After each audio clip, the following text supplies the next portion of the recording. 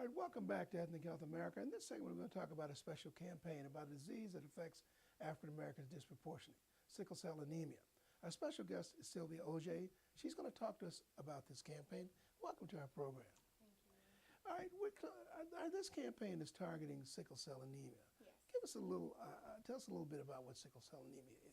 Well, sickle cell anemia is an inherited blood disorder where a normal blood cell changes shape and becomes sickled. Now, how does it affect African Americans? I mean, I know it's disproportionate in African Americans, but why?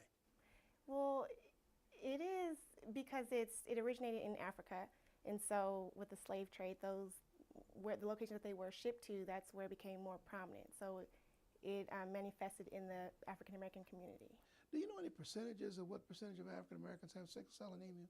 We know that it's 1 in 12 get the trait, and about 1 in 500 have the disease. And what is the difference between having the trait and having the disease? Having the trait requires one parent to have the disease or the trait, and the other is where both parents have it. Now, when people have the trait, are there any real clinical manifestations? I mean, as far as you know? No.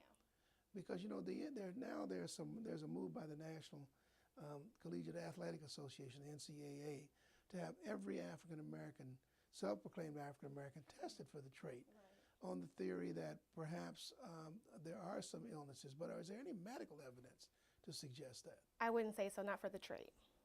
So that there's no evidence of people with the trait. What happens when you have the disease? When you have the disease, it's more difficult for the oxygen to travel in the body to get to the organs that need oxygen.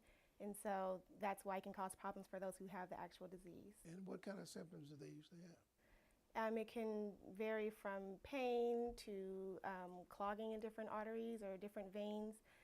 Jaundice, there's a list of symptoms. That all associated with the sickling of the cell. Right. Now, I remember when I first came into this community, Sylvia, there was a big push to eliminate sickle cell anemia from those diseases that African Americans had to worry about, because there are ways to identify the presence of the trait and even the presence of the illness early, aren't there?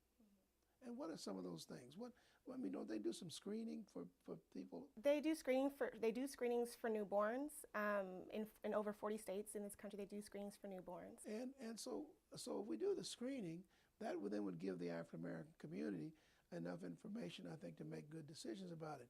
But as I understand it, there's some difficulties once a child's identified with the trait, is that people don't go for the counseling.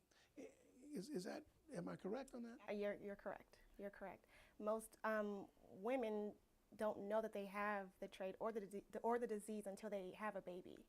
And so after that, they decide whether or not to go and get genetic testing, which is encouraged, if you find out by having a child that you have the disease or trait.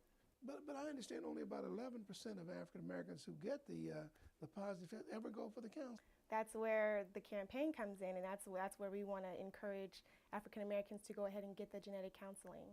All right, now what's the name of the campaign? It's called Sickle Cell Anemia, Remember the Promise. And what does Remember the Promise mean to you? We want to bring sickle cell anemia back to the community, back to African Americans. It seems that as of late, there's been talk about other diseases and illnesses. We don't hear PSAs about sickle cell anemia at all. You hear things about pertussis and whooping cough. I know they have a PSA out right now about that, but we don't hear about sickle cell. And sickle cell is ongoing all the time. It is, yes. And I see it this way, Sylvia. I see it as an African American responsibility. I mean, I think that we certainly the treatments for sickle cell have definitely gotten better, so that people are living longer, less painful lives. But still, I mean, it's a disease that we really could, with good information, reduce substantially.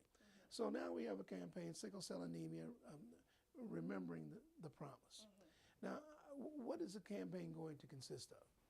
Well, it's going to consist of using the outlets that we have, which is internet, radio, and television, to spread the word about sickle cell anemia and encourage, first to increase awareness, and then to increase testing and genetic counseling. Now, you're a young person. Is there ever any talk about sickle cell anemia in your high school and college years? You know what? No, actually. I just graduated from college, and even in my college classes, we didn't spend too much time on sickle cell And anemia. so nobody's talking about it anymore. No one's talking about it. So this campaign called Remembering the Promise is targeting the African American community. They should expect to see and hear what? They should expect to see more talk about sickle cell anemia. We plan to do broadcastings, as I said, as far as radio and television, to get the word out there to encourage them to go and get tests and see what their status is, to see if they have the trait or the disease, and if they do, then to get counseling. So one of the things that would be interesting is to see where people's information base is right now, and then what happens after the campaign. Do you plan to do that? As far as you said, where's the trying to assess what the community knows about it now as opposed to what they know after the campaign? Yes, that would be great.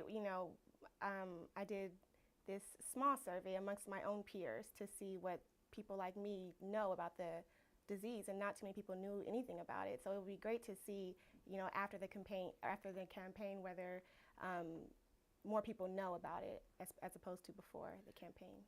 All right, now tell us a little bit about your background. You're a graduate of?